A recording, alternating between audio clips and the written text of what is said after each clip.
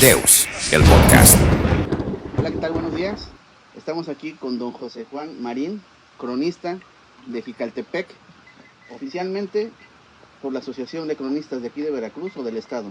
La Asociación de Cronistas de Veracruz, soy miembro activo desde hace algunos años, que estamos trabajando en lo que es la promoción y la difusión de la parte histórica de lo que fue aquí en su momento una colonia agrícola francesa aquí en Jicaltepec. Ok, muy bien. Y bueno, le platicaba yo aquí a mi colega Oscar que, bueno, aparte de conocer la zona y ver los paisajes que son muy bonitos, me interesa bastante conocer la opinión de alguien que es oriundo y que nos puede dar una perspectiva diferente de lo que es vivir aquí o sentir lo que es la ascendencia francesa o española, porque también hay española, y no sé si tú nos pudieras apoyar con eso. Sí, claro que sí. Bueno, pues antes que nada darles las gracias por haber venido a visitarnos aquí en este hermoso pueblo de Jicaltepec, municipio de Nautla, que se encuentra aquí en el estado de Veracruz, y donde se fundó la colonia agrícola francesa en 1833 por los inmigrantes que trajo el señor Stéphane Guénot, que él era un exoficial del ejército imperial y que conoció estas tierras y trajo a mucha gente trabajadora para explotar las tierras, los terrenos de cultivo, también las especies acuáticas que se encontraban y que todavía se encuentran en la actualidad aquí en el río que tenemos a nuestras espaldas, el río Bobos. Son gente que venían en su mayoría de un lugar llamado Champlit, que se encuentra en el departamento de Auxonne, allá en Francia. Ellos fue así como dio inicio a la instauración de esa colonia. Tuvieron que recorrer 9.500 kilómetros aproximadamente para poder llegar desde su lugar de origen hasta estas tierras veracruzanas. Bastante lejos. Algo así. Y aparte de lejano, el clima, totalmente diferente, ¿no? Así es, eso fue una de las cosas que más les afectó. Fue muy difícil para los primeros colonos que se instalaron aquí en esta zona, porque la cuestión climatológica, precisamente como bien lo mencionas, ellos estaban acostumbrados a un clima frío allá en el noreste de Francia. Eran agricultores en su mayoría que se dedicaban al cultivo de la uva. Entonces llegan acá a estas tierras pues ilusionados, esperanzados, como se los había dicho su dirigente, el director del proyecto, el señor Guénot, que eran tierras muy prósperas y eran vírgenes y que tenían toda la oportunidad para poder para poder crecer pues más que nada su economía, ya que a ellos les había ido muy mal en aquellos tiempos allá en sus cultivos de la uva por una enfermedad que les había afectado, que se llama filoxera, y que los dejó casi en la ruina. Entonces fue por eso que muchas de las personas que vinieron para acá se vinieron con la esperanza de poder iniciar una nueva vida, y pues con el trabajo que se requería para poderlo lograr. Creo que ahora, en la actualidad, se puede decir que a pesar de todas las carencias, pues todo lo adverso que pudieron haber vivido en aquel tiempo, creo que ya después de todos estos años que han transcurrido, pues se puede notar que ha habido fruto de todo ese trabajo, ya con la descendencia que queda en la actualidad, y sobre todo después de que llegaron aquí a Jicaltepec en 1833, 41 años después de que se fundó Jicaltepec, se fundó San Rafael en 1874, que es donde ahora se da el mayor desarrollo económico y comercial, como se puede notar en todo su territorio, de lo que ya ahora es un municipio libre. Pues la cabecera de San Rafael está muy desarrollada en todos los aspectos, principalmente en la cuestión comercial y económica. Oiga, entiendo que el señor Guénot, digamos que él tuvo la iniciativa de venir para acá. Sí. O estuvo promovido por el Estado francés o algo así. Bueno, la idea original fue de él, porque él fue el que conoció los terrenos, las tierras, que eran unas tierras muy fértiles. Entonces él conoció todos estos lugares, o toda esta zona más bien, porque una visita que hizo a un amigo de él, que era un médico de nombre José Luis Chabert. El doctor Chabert en aquel tiempo, en ese momento, trabajaba para el gobierno mexicano que estaba encabezado por el presidente Antonio López de Santana.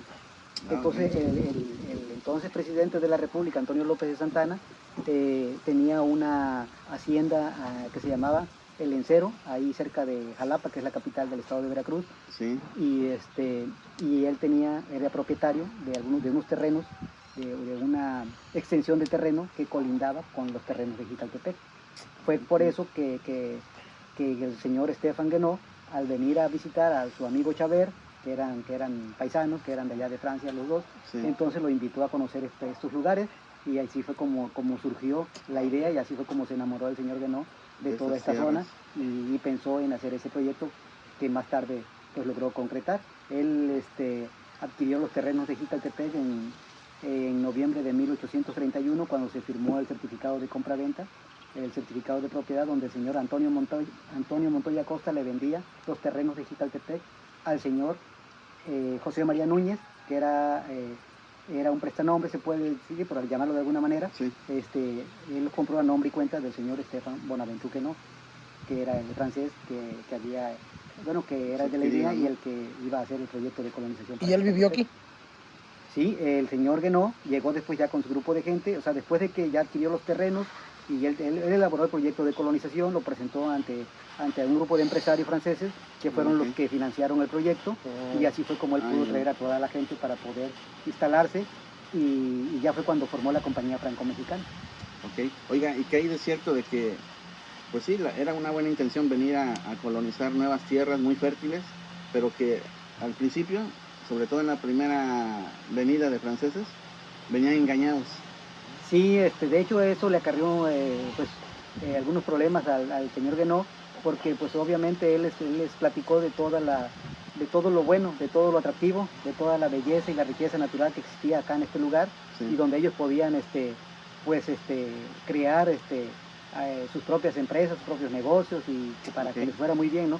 Pero lo que no les comentó, las adversidades a las cuales se iban a enfrentar, empezando por el clima. Por el clima, sí, porque estando en una zona tropical, el clima es muy caluroso, y con el clima caluroso viene la proliferación de insectos de muchos tipos, desde mosquitos, zancudos, y otro tipo de plagas, ¿no? chaquistes, y alacranes, tarántulas, muchos animales que se dan en el clima tropical, el clima cálido, sí. Y más si hay bosque, selva y monte, como lo había en aquel momento cuando ellos llegaron, sí. Pues peor tantito. Ok. Oiga, y de acuerdo a la historia que usted posee, cuando ellos llegan y ya se establecen, ¿qué tipo de productos son los que empiezan aquí a florecer? Bueno, los 5 cultivos con los que iniciaron y con los que empezaron a exportar sus cosechas, era el plátano, maíz, vainilla, cacao y tabaco. Okay. ¿También se da por aquí el tabaco? En aquellos años ellos lo empezaron a trabajar. En la actualidad ya no vemos aquí cultivos ni de tabaco ni de cacao. Lo que sí vemos todavía es cultivos de vainilla, pero ya de manera doméstica, ya no es como en aquellos tiempos cuando había muchas plantaciones muy extensas de vainilla, y que incluso aquí una persona que empezó siendo productor, después fue beneficiador y exportador de vainilla, con el paso del tiempo. Y pues esos son los cultivos principales que ellos empezaron a manejar, y así como ellos llegaron en barcos, así el embarco fue como sacaban las mercancías de aquí para mandarlas a Europa, principalmente a Francia. Ok, fíjese que no me cabe en la cabeza. Ya usted es como la 4ª persona que me dice que hasta aquí entraban los barcos. Sí. Pero pues yo estoy acostumbrado que en los barcos, lanchitas, ¿no? Ajá. Pero dicen que hasta aquí entraban los... Sí, era un puerto. Claro que estamos hablando del siglo XIX, estamos hablando del año 1833 cuando ellos llegaron. Entonces eran barcos como tipo veleros, o sea, como eran barcos de tres mástiles. Okay. 3 palos que le llamamos comúnmente, sí. ¿No? Eran embarcaciones que no eran muy extensas, muy grandes.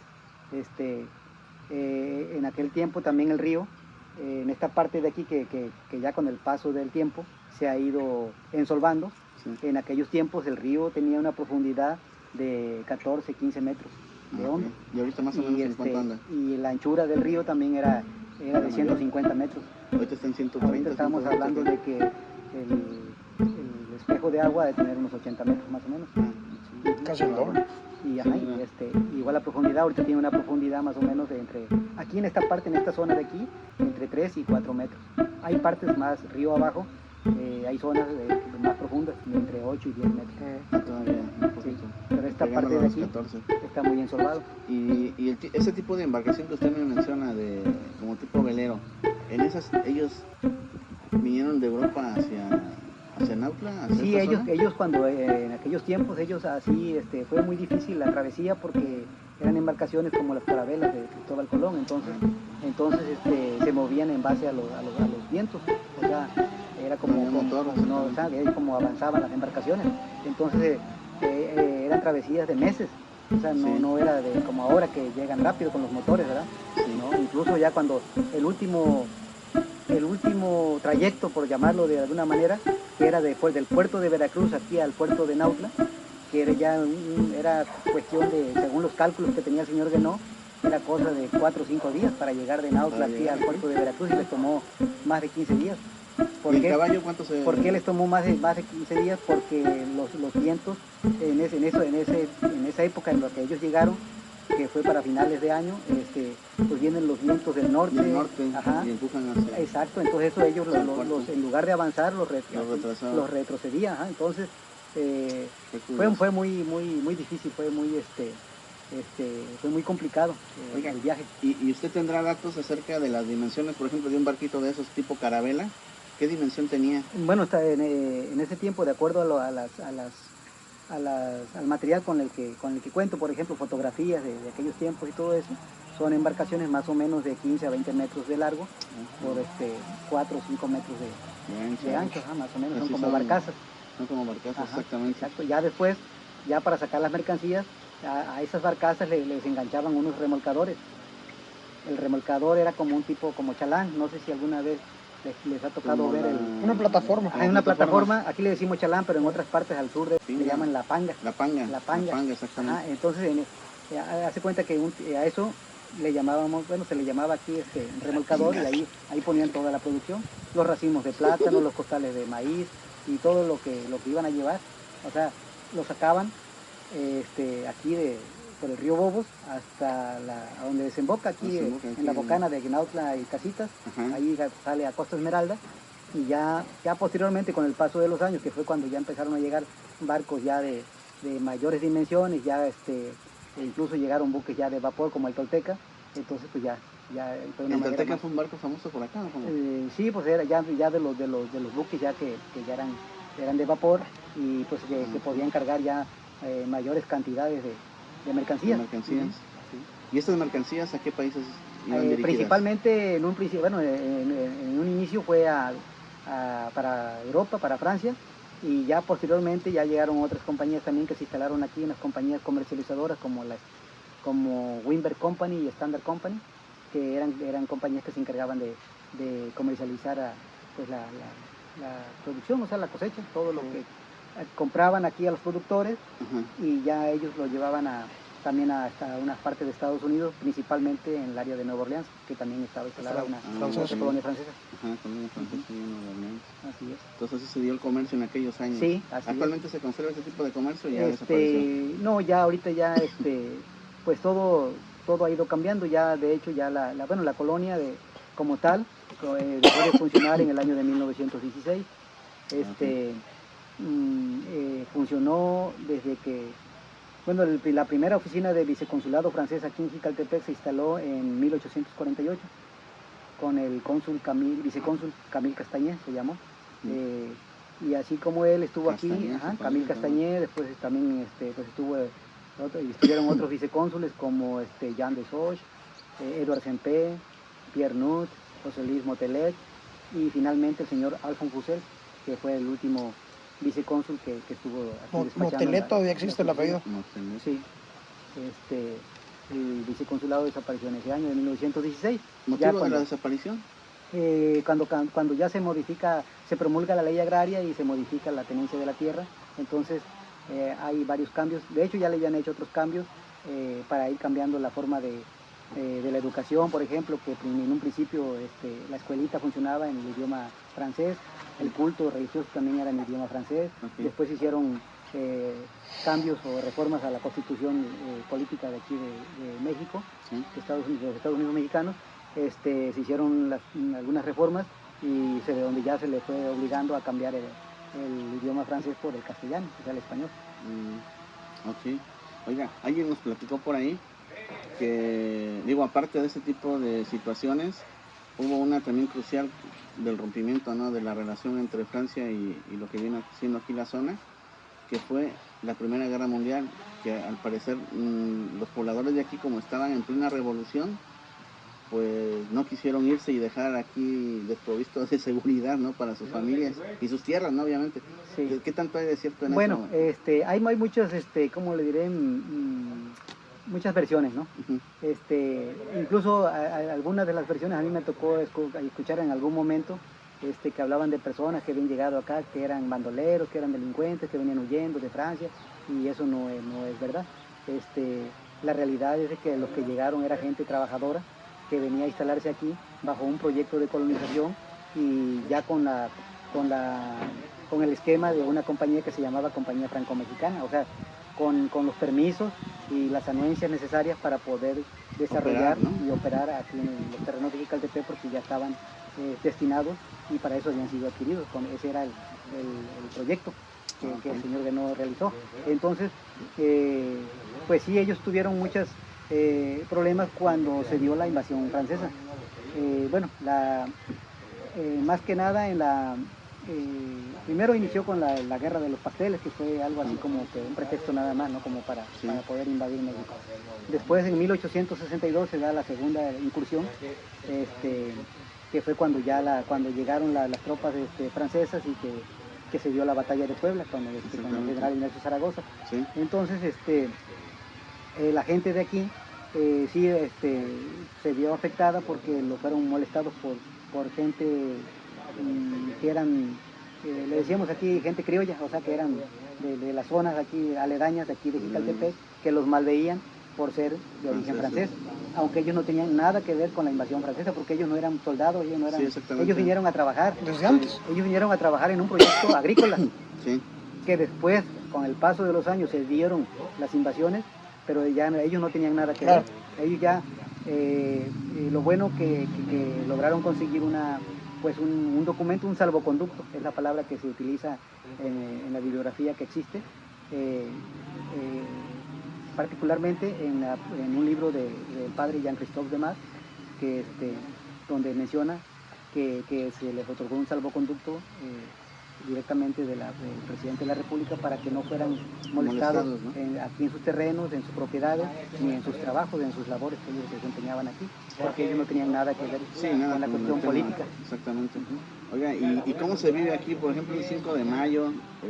A nosotros como mexicanos, digo, ustedes también son mexicanos, no nacidos aquí, pero nos inculcan mucho, ¿no?, el patriotismo de le ganamos a los franceses. Ajá. Pero ustedes teniendo sangre francesa, o sea, ¿cuál es el sentimiento de ustedes? Sí, entiendo la pregunta, y es muy buena, porque curiosamente mucha gente piensa que a lo mejor que existe algo así como que quién es mejor, ¿no? Como que o para dónde te inclinas más, ¿no? Si por tus antecesores que eran de origen francés, o por ahora ya tu familia que son mexicanos, eso.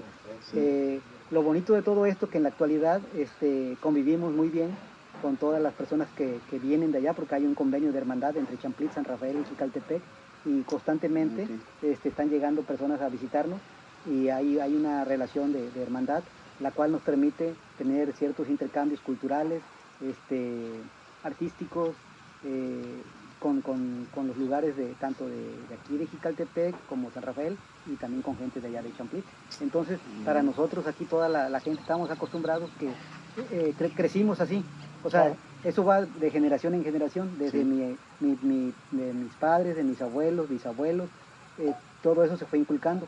O sea que había que tener el mismo sentimiento de apego, de cariño, tanto por una familia como por la otra. Okay.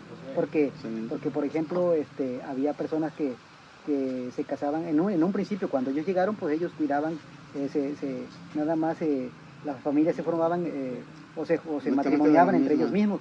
Sí. Ya después pues no falta, ya ves que el que se casa Y que le gusta la morenita. el que le gusta la morenita o el morenito que le gustó la güerita, Ajá. y ahí se va mezclando, ¿no? Entonces a final de cuentas se generó una amalgama de identidades, de nacionalidades, pues empezamos a, ¿cómo se dice? Pues a convivir de esa manera, Sí. o sea, A fomentar el a mestizaje, fomentar ¿no? el mestizaje Oiga. pues a respetar más Claro. que nada, tanto por un lado como por el otro. Ok, oiga, ¿y qué? Entonces, ¿es mito o es realidad? Hay una fama, ¿no? Que aquí en la zona que se casaban entre primos.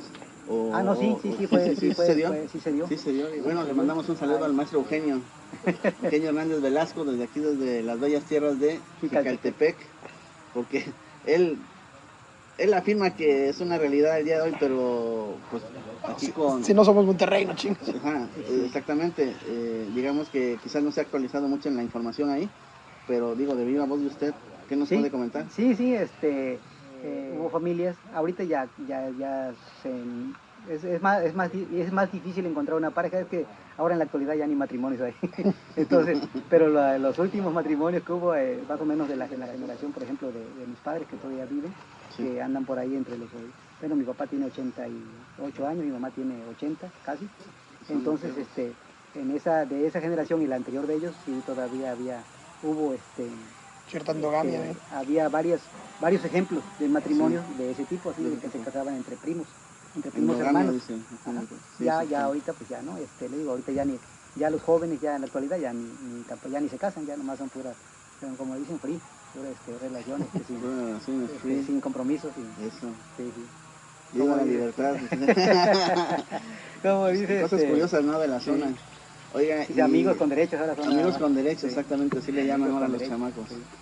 sí. Y bueno, me imagino que como en todo México, aquí también hay historias de esas que son más leyendas o son mitos, algunas son realidades, pero que tienen que ver con temas paranormales. Aquí, ¿qué nos puede contar usted en la zona? ¿Qué se da? Bueno, sí, ese es un tema que muchas veces se ha mencionado, incluso ahorita ya como que creo que cuando los lugares se van poblando más, pues se va olvidando ya un poco más ese tipo de temas, ajá, de actividades paranormales, ¿no? Entonces, pero sí, por ejemplo, cuando en mi niñez, se mencionaban mucho las apariciones de la Llorona, de la carreta que arrastraba las cadenas, Está buena, sí, de los duendes o chaneques, del nahual ese que te perdían en la parcela, en las tierras de cultivo, que aunque tú conocías los terrenos y te tocaba ese momento, te pierde, o sea, te desubica. Sí. Que eso todavía lo he escuchado todavía muy seguido, Muy frecuente. en la actualidad. Ese tema de que hay gente que aquí todavía le gusta, claro, cuando es el tiempo, ¿cómo se dice? Cuando Permitido. cuando es el tiempo permitido de la cacería. Hay gente que todavía hay le gusta. veda Ajá, cuando no hay veda aquí? cuando no hay tiempo de veda, o sea, que se puede, que cazar, hay gente que le llama mucho la atención la cacería. Entonces aquí se van a la caza de pues, diferentes especies exóticas que se encuentran aquí en la zona, como el armadillo, Okay. como la coctusa.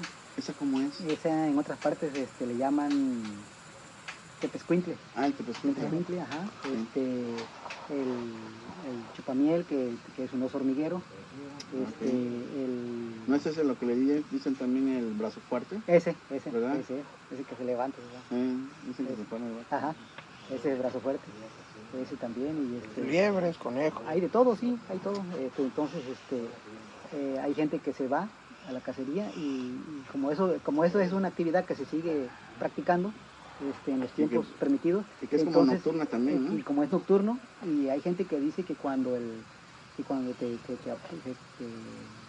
que son noches pesadas, así lo llaman, que porque hay un ente, hay algo más, hay un ser superior o algo que tiene poder o control sobre la naturaleza, el ambiente, ¿no? Y te pierden. O sea, te pierden en el monte, o sea, tú andas en la cacería en Brasil hay ese tipo de leyendas también. Se llama Padre Monte allá. Sí. Ajá. Fíjese que aquí en la zona de Veracruz y por Soledad, parece mentira. Nosotros de aquel lado, ahorita me llamó la atención que usted comenta que que es un ser, que el nahual, ¿no? Y lo llamó un ser superior. Pero de aquel lado, de la zona, digamos, centro de Veracruz, hacia Córdoba, Orizaba, hacia San Andrés Tuxtla, los que te pierden son los duendes, los chaneques. Y me acaba de pasar con el chino. Es un compañero de trabajo, fuimos a buscar un inmueble que está cerca de, le llaman Matacazuelas. Y haga de cuenta que está pegado así a un río. Ajá. Entonces, nos metimos a la vereda, debemos llegar por la vereda, pero pasó eso. Sí. Nos perdimos hora y media. Y yo soy creyente de ese tipo de situaciones y esas, digamos, esas posibilidades que nos las da el ambiente. Y le digo, ¿sabes qué? Yo creo que nos perdieron los chaneques. Sí. Y parece mentira. Me quité la camisa y me la puse al revés. Dicen que o volteas tu sombrero o si llevas machetes, los cruzas. Y la otra es la ropa al revés, los calcetines. Lo más práctico es la camisa estando ahí. Entonces me la puse al revés. 2 a 5 minutos ya estábamos ahí, en el lugar que tenían que ser. Y haga de cuenta que lo que hicieron es que nos empezaron a dar vueltas. Y estuvimos dando vueltas, y lo teníamos así, haz de cuenta, de aquí hasta el otro lado de la calle, no sé, unos 10 metros hacia allá. Y nos perdieron, y es un lugar que yo ya había visitado, y digo, no tenían por qué habernos perdido. Sí, pero lo conocían. sucede algo así. Eso también aquí se da hasta la actualidad, todavía hay gente que comenta eso. Y igual cuando eso sí me tocó en algún momento, cuando todavía había aquí en el pueblo muchos, utilizábamos mucho el burro y el caballo como medio de transporte. Okay. Ahora ya son bicicletas y motocicletas. Sí. Pero en aquellos tiempos ibas así en la noche o en la madrugada y de repente el animal se quedaba que no quería, que no quería avanzar. O sea, iba caminando y de repente nomás como que se frenaba pues ya fuera caballo o burro, lo que fuera. Pero es porque ellos como que tienen otra, sus sentidos son más agudos, ajá. Entonces ellos oyen o ven algo que a nosotros así al momento no lo distinguimos y ellos lo perciben, los animales. Y entonces son cosas que suceden y que se comenta que todavía siguen pasando, ¿no? De que hay veces que vas en un camino, en una vereda, en un camino real, por ejemplo, que vas hacia tu rancho, hacia tu parcela, y pasan ese tipo de situaciones. Oiga, y bueno, usted, obviamente su punto de vista como historiador, como cronista es diferente a un simple mortal, ¿no? Para usted, todos esos tipos de leyendas o mitos que hay aquí en la zona, ¿cuál es el que le gusta más o le apasiona más, o el que usted diría, este es digno de que salga y sea conocido por todos? Bueno, pues de los que yo siento que hay más ¿cómo se dice? Más testimonio es el que les acabo de comentar cuando los duendes o el nahual o eso que pierde. Porque hasta ahorita sigue vigente. Sí, porque está vigente hasta la actualidad. Okay. El de la Llorona, pues ya tiene algunos años que a mí me tocó precisamente aquí escuchar algunos lamentos en la madrugada, 2 o 3 de la mañana. A ver, saque de lamento, dudas a la audiencia. Un lamento que se escucha así. ¿Verdad que no dice mis hijos? No, nada más como cuando te sientes mal, ¿no? Un pinche lamento, pero se oye algo te estremece, o sea, te da mello, como dicen, ¿no? Te das cuenta que no es normal. Que no es algo normal, ajá, sí, porque no es algo mortal. Sí. Ni normal ni mortal. Oiga, ¿qué tal? ¿Qué tal? Buenas tardes. Y no sé si usted, por ejemplo, ayer Oscar me comentaba de un suceso por el lado de la playa que le llaman el Tizón. ¿Usted ha oído hablar de él? ¿Lo conoce? No, es ahí sí, ¿no? Ah, bueno. Del Tizón. Es más como que de Nautla, como por la playa. playa. De aquel lado. Ah, es que obviamente es de otra zona, pero muy cercana aquí a Jicaltepec. También está sorprendente, ya lo narró Oscar y lo vamos a publicar, le vamos a mandar el link para que lo cheque, está bien interesante. ¿Alguna otra cosa que quiere usted agregar sobre la zona? Yo creo que nos ha faltado, ya hicimos historia, hicimos paranormal, pero nos hace falta que usted nos comente por qué debe de venir la gente aquí a visitarnos. Para eso, la parte turística. Para allá iba yo ahorita, a aprovechar para hacer el comercial, ¿no? La invitación, Aquí de las actividades más relevantes que se llevan a cabo es la que está a punto de iniciarse ahorita para la próxima semana, que es la fiesta patronal de aquí del pueblo de Jicaltepec. Como cada año, vamos a iniciar con el torneo de pesca de huevina que se lleva a cabo aquí en el río Bobos. Se les invita a todas las personas, y sobre todo hay mucha gente que les gusta la pesca, ¿no? a que participen como cada año. Y entonces las inscripciones están abiertas, incluso el día del evento, que es para dentro de una semana, domingo 10 de agosto, que es el próximo domingo. Okay. Ajá, el domingo 10 de agosto va a ser el evento, empieza a las 9 de la mañana, termina a las 2 de la tarde. Hay premios económicos para primero, segundo y tercer lugar. ¿El que pesque más? Y el que o la más grande, gana la que tenga mayor peso. Okay. Y tiene que ser huevina, porque hay otras especies de pescado.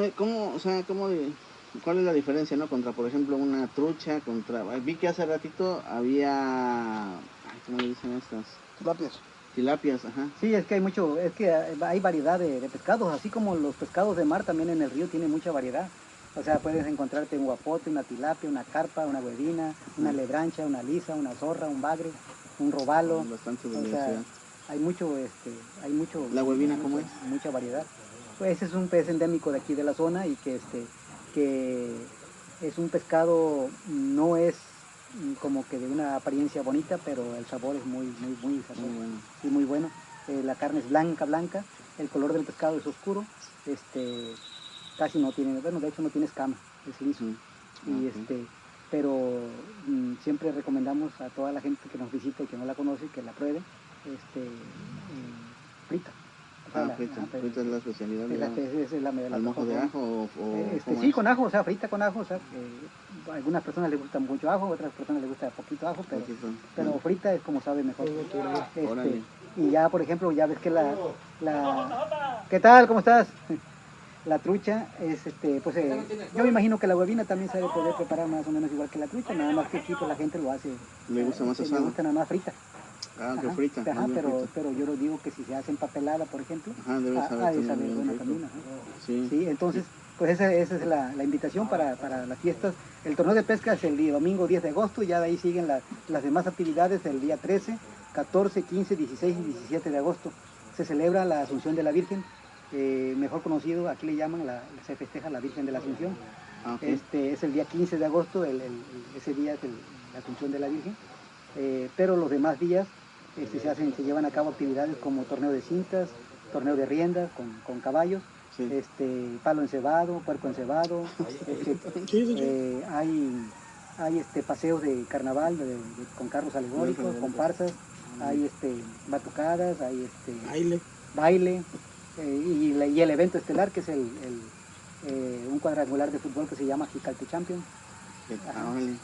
Bueno, y ya terminando el evento, que se vengan aquí a La Palapa, ¿no? Sí, pues ¿Cómo se llama?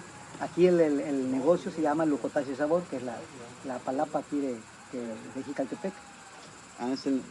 El letrero que está ahí. Hay un letrerito ahí. Hay un letrerito que dice el Lecotache. Lucotache Sabor. Ajá. Pero hay otro que está más largo. La parte de abajo es como un eslogan que dice Très bel endroit, pour manger, boire, profiter. Venez-nous rendre visite pour vivre une grande expérience. Que es un magnífico lugar para comer, beber y disfrutar. Visítanos y vive una gran experiencia. Ok. Fíjense, entonces los invitamos aquí a visitar a Lecotache.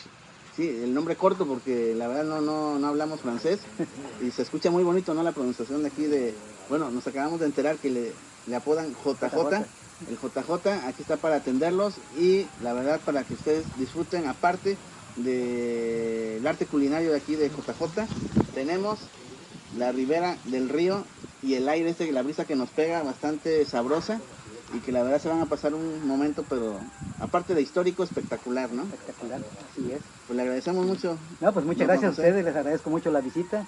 Qué bueno que vinieron a visitarnos aquí a Jicaltepec y pues estamos a sus órdenes y para servirles cuando igualmente regresar, aquí estamos. Le mando el link para que también los empiece a publicar en su canal. Claro que sí. Le agradezco mucho. Muchas gracias. Buena tarde. Gracias. Un gusto.